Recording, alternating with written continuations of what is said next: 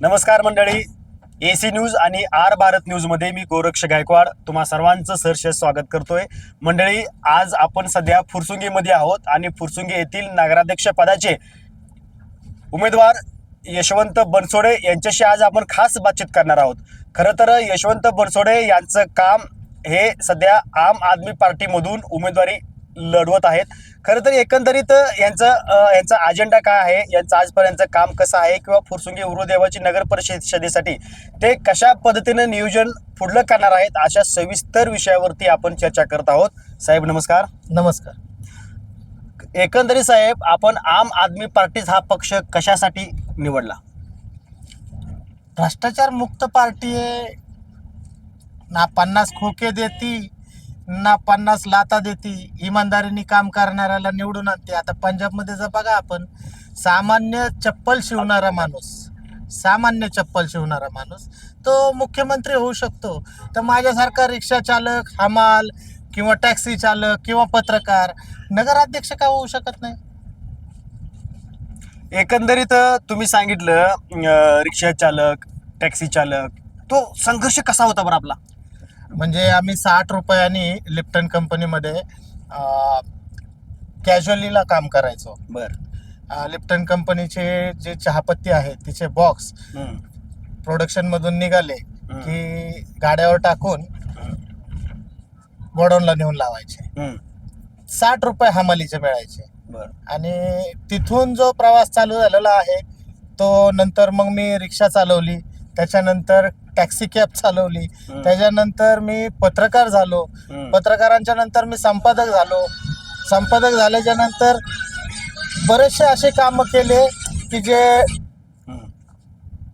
जनसामान्यांसाठी, पाण्याचा प्रश्न असेल, आता पाणी टँकरने मिळतं, त्या टँकरची सफाई काय होते का? बरोबर. 7 दिवसाला तुम्हाला त्या टँकरच्या टाकीची सफाई होते, पण ती करत नाहीत का? तर हे प्रस्थापितांच्या ताटाखालचं मांजर झालेले असतात. भ्रष्टाचार करायचा कसा? मग टँकरची सफाई होत नाही, मग टँकरवाल्यांनी मग संबंधित प्रस्थापितांना हा पैशाचा ऑप्शन द्यायचा आणि त्यांच्याकडनं भ्रष्टाचारामध्ये हा सगळा प्रकार करायचा आणि पैसे कमवायचं. एवढंच केलंय. कचऱ्याचा प्रश्न आहे. एकंदरीत आपला आजपर्यंतचा झालेला संघर्ष हा खूप मोठा संघर्ष आहे. कारण शून्यातून विश्व निर्माण केलेलं तुम्ही आहात. कारण की विश्व म्हणण्यापेक्षा तुमची धडपड त्या दिशेनं चालू आहे. खरं तर तुम्ही ज्या वेळेस पुण्यामध्ये आलात तो काळ आणि आता पुण्याचा काळ, यात काय तफावत आहे किंवा जरा तुमच्या संघर्षाबद्दल सांगा. संघर्ष म्हणजे मी अजूनही संघर्षच करतोय. मी अजूनही भाड्याच्याच घरात राहतोय. बर. म्हणजे इतपत झालंय की मी या प्रस्थापितांच्या विरोधात बातम्या, विरोधात अर्ज वगैरे केले ना, तर माझ्या घरमालकाला सुद्धा जाऊन धमकावलेलं आहे की ह्याला तुम्ही इथं ठेवू नका, हा आमच्या विरोधामध्ये काम करतो. मी कुणाच्या विरोधात काम करत नाही. मी जनतेच्या बाजूने काम करतो. मी चौथा स्तंभ आहे, होतो आणि राहणार. चौथ्या स्तंभाचं काम काय? आज तुम्ही मला प्रश्न विचारताय. माझं हेच काम राहिलं होतं की जनसामान्यांचा प्रतिनिधी म्हणून मी प्रस्थापितांना जर 2 प्रश्न विचारले तर त्यांचा भ्रष्टाचारपणाचा प्रकार जर उघडकीला आला तर ते मला दाबायचा प्रयत्न करायचे. आणि मी बाबासाहेबांच्या चळवळीतलंच लेकरू आहे, शिवाजी महाराजांचा मावळा आहे. मी काय दाबणार नाही. तुम्ही कितीही प्रयत्न करा. आता एक डिसेंबरला काही माथे फिरू, आता कोणाच्या सांगण्यावरून आले आणि कोणाच्या सांगण्यावरून नाही आले, हा पोलीस प्रशासनाच्या तपासाचा भाग आहे. माझ्यावर कोयते घेऊन चालून आले होते की तुम्ही निवडणुकीतून माघार घ्या, नाहीतर तुमचा संतोष देशमुख करू. आता संतोष देशमुख हा मराठा समाजाचा आहे, मी दलित समाजाचा आहे. मग हे मराठा समाज आणि दलित समाज जर तुमच्या प्रस्थापित लोकांच्या घोटाळ्यांवर जर बोलणार असतील तर तुम्हाला मराठा समाजाचाही संतोष देशमुख नाही चालत आहे आणि दलित समाजाचा पण यशवंत बनसोडे नाही चालत आहे. मग तुम्हाला चालतंय कोण? तुम्हाला फक्त ते चालतात जे भ्रष्टाचार करण्यास तुम्हाला मदत करतात, तुमच्या भ्रष्टाचारावर चादर टाकतात, तुमचे भ्रष्टाचार लपवून ठेवतात आणि तुम्हाला जनतेचा पैसा खायला मदत करतात. खरं तर तुम्ही आज फुरसुंगी उरुदेवाची ज्या नगराध्यक्ष पदासाठी इच्छुक आहात, हो. मग काय वाटतंय, फुरसुंगीचा विकास झालाय का? हो, फुरसुंगीचा विकास सोडा हो, फुरसुंगीचा भकास म्हणणं सुद्धा चुकीचं ठरेल. कारण भकासाला सुद्धा कुठंतरी सीमा असते. बरं. तुम्ही रस्ता बघताय, आता आपली गाडी चालतीये, कशा प्रकारचे रस्ते आहेत, कुठं प्यायचं पाणी आहे. प्रस्थापितांनी गंगानगर, फुरसुंगी, भेकराईनगर इथं 24 वर्ष पाणी येऊ दिलं नाही. कारण ह्यांचेच टँकरचे धंदे आहेत, ह्यांचेच टँकरचे धंदे आहेत. त्यामुळे ह्यांनी भेकराईनगर, गंगानगर, फुरसुंगी, उरुळी देवाची इथं पिण्याचं पाणी येऊ दिलं नाही. यांना खरं तर प्रस्थापितांना स्वतःच्या खिशे म्हणण्यापेक्षा स्वतःचे पैशाचे गोडाऊन भरायचे. त्याच्यामुळे ह्या सगळा प्रकार जनसामान्यांसाठी यांनी पाणी येऊ दिलं नाही. पैसा कमवला, कमवून त्या पैशात आज स्वतः करोडो अरब रुपये कमवून करोडपती झाले. पण जनतेचे प्रश्न विचारायला, आता बघा गाडी किती हलती आहे बघा, दिसतीये का तुम्हाला? हे जे खड्डे आहेत, हे खड्डे त्यांच्या घरात पडू द्या बरं. पिण्याचा पाण्याचा प्रश्न आहे, जनतेचा आहे ना, मग त्यांच्या पुढाऱ्यांच्या घरचं 10 दिवस पाणी बंद करा की. पाणी कसं 5 मिनिटात येतं बघा. कॅमेरामॅन जरा पुढचा भाग दाखवा. खरं तर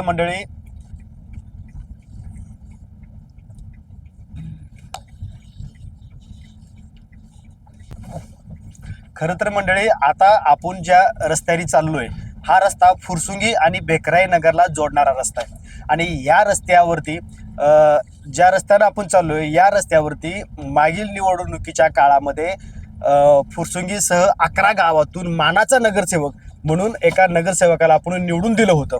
आणि ह्या रस्त्याची ही दयनीय अवस्था आहे. या ठिकाणी आपण पाहतोय, म्हणजे एकंदरीत नगरसेवक निवडून देऊन सुद्धा विकास झाला नाही का बरं? अहो, नगरसेवक सोडा हो, एक नगरसेवक 11 गावाचं काय करणार आहे? त्याला एक गाव करता येत नाही. बरं, असंच असतं तर मला एक सांगा, 2च गाव आहेत, फुरसुंगी आणि उरुळी देवाची. या 2 गावामध्ये 32 नगरसेवकाची का गरज पडली असेल? 32 नगरसेवकाची जर गरज पडत असेल तर तो एकटा नगरसेवक 11 गावं कसं सांभाळणार? हा, तुम्हाला फुरसुंगी उरुळी देवाची नगर परिषदेमध्ये 2 गावांसाठी 32 नगरसेवक लागतात आणि 11 गावांसाठी 1 नगरसेवक. काय संबंध येतो त्यांनी? कुठं कुठं बघायचं? बर, म्हणून तर आता नगर परिषद स्थापन केली ना. हो, नगर परिषद स्थापन केली, पण एकट्या माणसाच्या अंगावर एवढा लोड टाकून जमत नाही. पण त्यांनी सुद्धा काय एक छोटासा तरी विकास करून दाखवला का? बर, आता गणेश ढोरे हे या 11 गावचे नगरसेवक होते. गणेश ढोरे साहेबांनी आतापर्यंत काय विकास केला, काय नाही केला, हे जनतेला सांगायची गरज नाही. जनतेला माहिती आहे त्यांनी काय विकास केलेला आहे. माझी काय लढाई गणेश ढोरे यांच्या विरोधात नाहीये. माझी लढाई आहे त्या भ्रष्टाचारी परिस्थिती आणि व्यवस्थेच्या विरोधात, की जी जनसामान्यांनी भरलेला टॅक्स त्यांना कामाच्या स्वरूपात, सुविधांच्या स्वरूपात परत देण्याच्या ऐवजी तो टॅक्स आपल्या वैयक्तिक खर्चात, वैयक्तिक इन्कम मध्ये कन्वर्ट करून स्वतःचे खिशे भरणाऱ्या पुढाऱ्यांच्या विरोधात आहे. एकंदरीत तुम्ही आता नगराध्यक्ष पदासाठी इच्छुक आहात. आपलं ह्यातलं व्हिजन काय आहे? साहेब, आदरणीय, खरं तर मी एवढा मोठा नेता नाहीये की मी त्या व्यक्तीचं नाव घेऊ शकू. कारण हे खूप मोठमोठे नेते, त्यांना अख्खं आयुष्य राजकारणामध्ये घालवलंय. पण आदरणीय अजितदादा पवार साहेब हे सुद्धा फुरसुंगी आणि उरुळी देवाची या नगर परिषदेचा विकास बघून म्हणतील की खरंच मला असा नगराध्यक्ष मी पहिल्यांदा पाहिलाय की जो इमानदारीने ह्या फुरसुंगी उरुळी देवाच्या नगर परिषदेचा विकास केलाय. जनतेने फक्त एकदा नगराध्यक्ष बनवावं. जनतेला घरपोच सुविधा काय असतात, खूप त्रास असतो. आता मी एक बस स्टॉपवर होतो, एक वयोवृद्ध स्त्री म्हातारी होती बिचारी, माझ्या आईच्या वयाची असेल. ती म्हणली, फोनवर बोलत होती, बारका फोन होता तिचा, म्हणत होती 4 चपात्या घरात करून ठेवलेल्या आहेत, तू सकाळी आता नाश्ता कर आणि दुपारी 2 खा. हे काम करणाऱ्या, हे कष्ट करणाऱ्या, घरामध्ये धुणं भांडं करणाऱ्या आणि गल्ली गल्लीमध्ये फिरून कचरा, प्लॅस्टिक हे सगळं गोळा करून टॅक्स भरणाऱ्या जनतेचा पैसा आहे. आयुष्यभर ह्यांनी लुटून खाल्ला. माझ्या स्वरूपात तुम्हाला जनतेला एक चांगला उमेदवार जो अजूनही गरिबीची जाणीव ठेवतो लाभलेला आहे. एकदा नगराध्यक्ष करा. आम्ही जनतेने टॅक्स नाही भरला तर सरकार आमच्या टॅक्सवर दंड लावतं, पण त्या टॅक्स मधला पैसा घेऊन तुम्ही जर रोड नाही बनवले तर तुमच्यावर काय दंड लावावा. बरोबर आहे. मला तुम्हाला दुसरा प्रश्न असा विचारायचा होता की समजा तुम्हाला या जनतेनं नगराध्यक्ष पदाची संधी दिली तर तुम्ही महत्वाचे पहिले 5 कोणते कामं करणार? सगळ्यात पहिलं तर रस्ता. बर.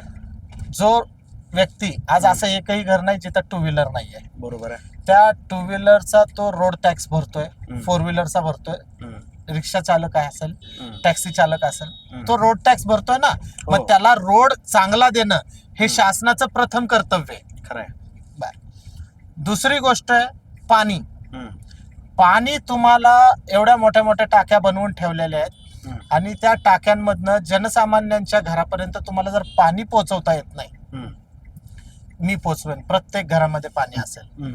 असं एकही घर नसेल की तिथं पाण्याची गरज नाहीये, की बाबा इथं पाणी गरज लागत नाही. प्रत्येक घरामध्ये पाणी मिळेल. तिसरी गोष्ट, तुमच्या प्रत्येकाच्या घरामध्ये वाढीव वीज बिल येतं. ते वाढीव वीज बिल न येऊ देता जेवढी वीज त्यांनी संबंधित नागरिकांनी वापरलेली आहे तेवढ्याच विजेचं बिल तुम्हाला येणार. आणि जर वाढीव आलं तर MSEBशी काय पद्धतीने आम्ही शाब्दिक 2 हात करायचे आणि कसे कायद्यांनी परत त्या जनसामान्यांचा पैसा वापस आणून द्यायचा ते आम्ही करू. हे 3 मुद्दे झाले. चौथा मुद्दा आहे, फुरसुंगी उरुळी देवाची इथे कुठल्याही प्रकारे शासकीय शाळा नाही. ह्या शासकीय शाळा का नाही? कारण इथल्याच प्रस्थापित लोकांच्या इंग्लिश मीडियम आहेत. हो. इथल्या प्रस्थापित लोकांच्या इंग्लिश मीडियम मध्ये फी भरपूर आहे. मग त्यांचा जो हा शिक्षणाचा व्यवसाय तो बंद पडेल.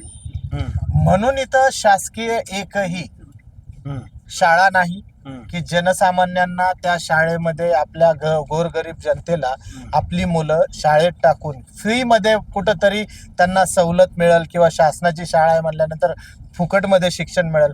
बाबासाहेबांसारखा विद्वान माणूस हा शिक्षणासाठी धडपडत आज जगाचा सिम्बॉल ऑफ नॉलेज झाला आणि त्या बाबासाहेबांनी दलितांना इथं शिक्षणासाठी जी शाळेची जी दरवाजे किंवा दार खुली केली त्या शिक्षणासाठी आज लोक लाखो करोड रुपये खर्च करतायत.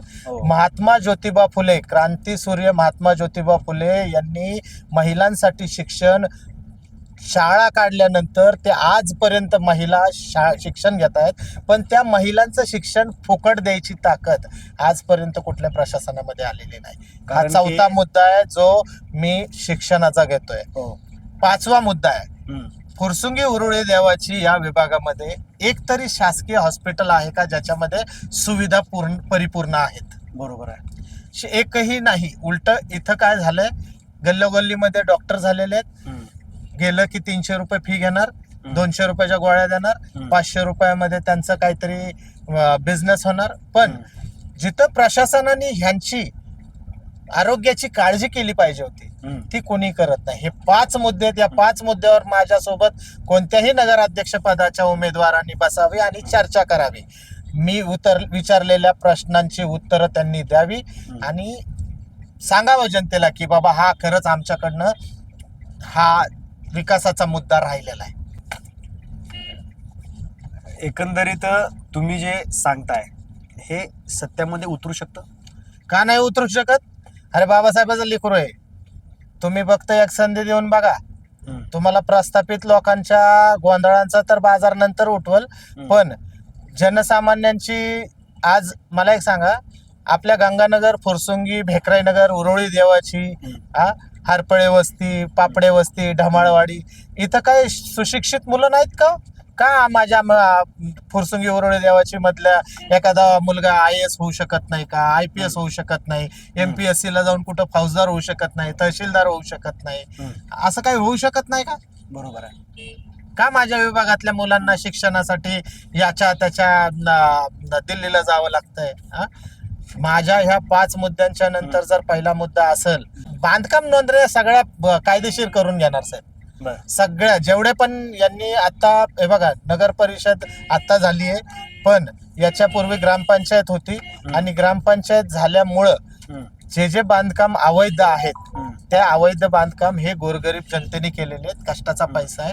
इथं कुणी बिल्डर नव्हता की बाबा बिल्डिंगनी बांधून दिल्यात आणि करोडो रुपये त्या माणसाने कमावलेले आहेत आणि कुठंतरी त्यांचं बांधकाम हे बेकायदेशीर ठरवून त्यांनी कमावलेल्या पैशाचा कुठंतरी हिरमोड करावा. खरं तर एकंदरीत आता आपण जी सध्या परिस्थिती बघतोय, आपण गंगानगरच्या मागच्या लाईटला घ्या चला. गंगानगर मध्ये आलोय.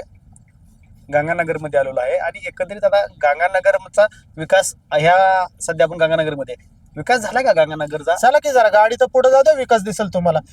कॅमेरामॅन साहेब जरा बघा, हा विकास आहे का सांगा मला. हे बघा, ती समोरची गाडी जाते ना, ती बघा किती हलती आहे. हा विकास आहे. विकास करायचा कोणी हो? यांना पैसे खाण्यापासून थोडी मुभा तर मिळाली पाहिजे, त्यांना तेवढी सवलत तर मिळाली पाहिजे की पैसे खाण्यापासून आम्हाला फुरसत आहे बाबा. यांना पैसे खाण्याचाच सगळ्यात महत्वाचा मुद्दा आहे की पैसे कसे खायचे आणि कुठून खायचे हे त्यांचं नेहमीचं रडगाणं झालेलं आहे की जनतेचा आलेला पैसा खायचा आणि जनतेला सुविधा नाही द्यायच्या. आता आमची जनता काय माहितीये का, आमच्या जनतेला चालवायचं असतं साहेब घर. अगदी बरोबर. त्यांना घर चालवण्यासाठी कष्ट करावे लागतात. त्यांना घर चालवण्यासाठी कामधंदा करावा लागतो. त्यांना घर चालवण्यासाठी कष्ट करावे लागतात. कुठंतरी सकाळपासून संध्याकाळपर्यंत रोजगार करावा लागतो. म्हणून ते निवडणूक मध्ये नगरसेवकांना आमदारांना निवडून देतात. आमदार त्या निवडून दिलेल्या परिस्थितीमध्ये ना शहर चालवतो, ना नगर परिषद चालवतो, ना राज्य चालवतो, ना देश चालवतो. जिकडे जाईल तिकडे फक्त एकच गोष्ट, ह्यानी एवढा कोटीचा भ्रष्टाचार केला, त्यांनी तेवढ्या कोटीचा भ्रष्टाचार केला, ह्याचे एवढ्या कोटीचा भ्रष्टाचार निघाला म्हणून तो त्या पक्षात गेला, ह्याच्या एवढ्या कोटीचा भ्रष्टाचार निघाला म्हणून तो त्या पक्षात गेला. कधीतरी आमच्याकडे देऊन बघा, तुम्हाला भ्रष्टाचार आहे ना तो तुमच्याकडे ओरडतील, हो साहेब हे आम्हाला काही जावा शिव पण ना हो. सामान्य माणूस आहे मी, माझं आजही घर 20,000 रुपयात चालतंय. मला नाही गरज, मला काय संध्याकाळी दारू किंवा काही आणखीन असे काही सप्लिमेंट लागत नाही. मी अजूनही त्या पद्धतीने काम करू शकतो ज्या पद्धतीने घरातला सर्वसाधारण किंवा जनतेतला सर्वसाधारण माणूस काम करतो. खरं तर मंडळी, हा जो रस्ता आहे हा गंगानगर मधला रस्ता आहे. ही जी गाडी हालताना दिसते, समोरच्या गाडी हालताना दिसतात, या ठिकाणी अनेक वेळा अपघात घडलेले दिसतात, अनेक मोटरसायकली स्लिप होतात. तुम्ही म्हणताल गंगानगर म्हणजे कुठं आलं, तर गंगानगर म्हणजे SP इन्फोसिटी म्हणजे पुणे महानगरपालिकेच्या हद्दीलगत आता भेकराई नगर आहे. भेकराई नगर मधलं गंगानगर हा एक भाग आहे. खरं तर आता नगर परिषद जी नव्याने झालेली आहे, या नगर परिषदेतील सर्वात महत्वाचा भाग म्हणून हा गंगानगर भाग ओळखला जातो. खरं तर या गंगानगर भागामधील ही जी रस्त्याची चाळण झाली आहे, ह्या रस्त्याला खड्डे आहेत, म्हणजे याला आजपर्यंत न्याय मिळाला नाही का मिळाला, हे आता जनतेनं स्वतः ठरवायचं आहे. कोणाच्या हातामध्ये सत्ता द्यायची आहे, कोणाला अद्दल घडवायची आहे, हे सगळं जनतेच्या हातामध्ये आहे. कारण की हा जनतेच्या वरती हा केलेला म्हणजे एक प्रकाराचा आरोप म्हणा किंवा दृश्य म्हणा. हे बघा, स्वतः नगराध्यक्ष सुद्धा आपल्या बाजूला भावी नगराध्यक्ष आहेत, ते पण म्हणते बाबा खड्डे आहे, सांभाळ, हे ड्रायव्हरला सांगावं लागतं. ही परिस्थिती ही पुणे शहरालगत असणाऱ्या फुरसुंगीची परिस्थिती आहे. ही परिस्थिती कुठल्या खेडेगावातली नाही. ही जी सध्या परिस्थिती आहे पुणे लगत असणारी फुरसुंगी आणि फुरसुंगीतील गंगानगर या भागातली परिस्थिती आहे. या भागामध्ये जवळपास अनेक जर फुरसुंगीच्या बाहेर गावातून, बाहेरच्या तालुक्यातून, बाहेरच्या जिल्ह्यातून, महाराष्ट्रभरातून लोक या भागामध्ये येऊन राहतात. ते आपल्या काही लोक शिक्षणासाठी आलेले आहेत, काही लोक रोजगारासाठी आलेले आहेत, तर काही लोक आपापल्या व्यवसायासाठी आलेले आहेत. आपल्याला 2 रुपये कमवण्यासाठी म्हणून हे लोक या भागामध्ये आलेले आहेत आणि या लोकांचा इथं सुविधांचा अभाव दिसतोय. खरं तर या फुरसुंगीची नगरपालिकेच्या निवडणुकीमध्ये मतदारांनी जागृत होऊन बाबा जो उमेदवार आपल्याला सर्वाधिक विकास करू शकतो, जो आपल्या वचनावरती ठाम राहू शकतो, अशाच उमेदवाराला भरघोस मताने निवडून द्यायचा असा फुरसुंगीकरांचा त्यांनी पक्का विचार केलेला आहे. कारण आपण वेगवेगळ्या व्हिडिओच्या माध्यमातून आपण सध्या फुरसुंगीतील भयान अवस्था दाखवतोय, बघतोय. याच्यावरती आज उमेदवारांनी फक्त आश्वासन देणंच गरजेचं आहे का, किंवा उमेदवारांनी दिलेलं आश्वासन पूर्ण कोण करणार, यासाठी त्यांनी सक्षम पर्याय उपलब्ध करून योग्य उमेदवाराला निवडून देणे गरजेचं आहे. कॅमेरामॅन जरा समोर दाखवा, जरा गाडी जरा उभा करावा. हे जे बघा, हे खड्डा दिसतोय, पाणी दिसतोय, हा खड्डा दाखवा. ते खड्ड्यात फुटले, इकडं खाली खड्डा आहे. हे फुरसुंगीतली अवस्था आहे. आणि समोरून कॅनल आहे, रस्त्यावरती पाणी आहे, कॅनलमध्ये पाणी आहे, परंतु नागरिकांना पिण्याचं घरात पाणी नाहीये, त्यांना टँकरद्वारे पाणी घ्यावं लागतंय. हे समोर सम्राट बुद्ध विहार आहे. हे बुद्ध विहार पशी बघा, ही बुद्ध विहारची अवस्था आहे. इथं गाड्यांची पार्किंगची सोय बघा कशी केली आहे. इथं कचरा पडलाय, पत्र पडल्यात, लाकडं पडल्यात, स्वच्छतेचा अभाव आहे. एकंदरीत या फुरसुंगीचा विकास करायचा असेल तर मतदारांना मात्र सक्षम पर्याय निवडून द्यावा लागेल. आणि चांगल्या व्यक्तीला, हक्काच्या व्यक्तीला, आणि जो व्यक्ती विकास करू शकतो अशा व्यक्तीला नगराध्यक्ष बनणं गोष्ट गरजेची आहे. एकंदरीत आता आपल्यासोबत आजच्या चर्चेमध्ये यशवंत बनसोडे आहेत, जे नगराध्यक्ष पदाचे उमेदवार आहेत. तर मला तुम्हाला शेवटचा प्रश्न विचारायचा आहे की मतदारांना काय आवाहन करताय? मतदारांना एवढंच आवाहन करेन की कुठवर तुम्ही गावकऱ्यांना मतदान करून त्यांच्या ऑफिस पुढे जाऊन, जसं की आता खरं तर जनता ही मालक आहे, बरोबर आहे. सरकारी नोकरदार हे नोकर आहेत, आणि निवडून दिलेले जे नेते आहेत हे खरे जनतेचे सेवक आहेत. पण होतं काय, 5 वर्षात एकदा तुमच्याकडे एखादा नेता येतो, हात जोडतो, एक बिर्याणी देतो, मतदानाला काही पैसे देतो, आणि तुम्ही त्याला निवडून देता. 5 वर्षानंतर तो काय करतो माहिती आहे का, तो जसा निवडून गेला की तुम्ही त्यांच्या ऑफिसवर गेलात, एखादं तुमचं काम आहे बाबा, ड्रेनेज आमच्या इथं फुटलंय आणि ते बदलून दे साहेब, आज बाहेर आहेत, तुम्ही नंतर या. आणि ते 2 दिवस, 3 दिवस, 4 दिवस, 5 दिवस, कधी कधी महिना, 2 महिने, अक्षरशः आम्हा पत्रकारांना सुद्धा कधी कधी अधिकाऱ्यांना खडेबोल सुनवावे लागतात की तुम्ही जनतेची नोकरी करताय का फुकट खुर्च्या गरम करून पगार घेताय. ह्या पद्धतीचा जर विकास एखाद्या नेत्याकडून होत असेल, का त्या प्रस्थापित नेत्याला निवडून द्यायचं? जनतेने ठरवावं की जाऊ दे ना, गोरगरीब आहे तुमच्यातला आमच्यातला एखादा नगराध्यक्ष पदाला, एखाद्या महिलेने 500 रुपये रोज कमवायचे आणि तिला लाईट बिल येतंय 16,000. 500 रुपये रोज कमवल्यावर ती गेली 15,000 रुपये पगारावर, आणि तिला लाईट बिल येतंय 16,000. तिने कुठून भरायचं? नेमकं होतंय काय की जनतेचा जो पैसा आहे टॅक्सच्या मार्फत आलेला, तो जनतेला परत देणं गरजेचं आहे. जनता ही मालक आहे आणि आपण त्यांचे सेवक आणि नोकर आहे. हे पॉलिटिशियनवाल्यांना किंवा सरकारी नोकरदारांना याचा विसर पडलेला आहे. जनता मालक होती, जनता मालक आहे, आणि जनताच मालक राहणार आहे. आपण सेवक आणि नोकर आहोत.